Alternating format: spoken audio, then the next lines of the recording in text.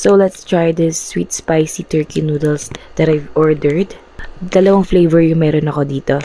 I think this is a creamy cheese flavor and this is the spicy chicken noodles or just spicy noodles. But since I love cheese flavor, I'm gonna try this one first. Wala siya ibang powder na kasama, just the sauce and the sesame seed. I'm gonna try it first without anything with it.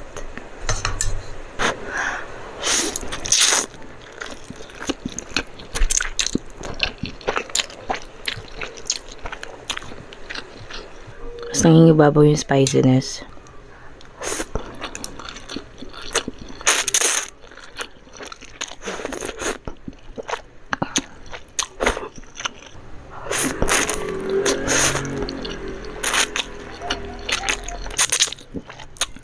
I don't have any cheese with me right now, kaya let's put a little bit of Parmesan cheese. Ay, super anghang niya.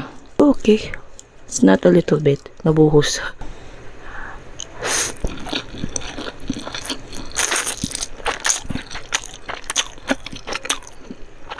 And let's start a little bit of QP here. Okay.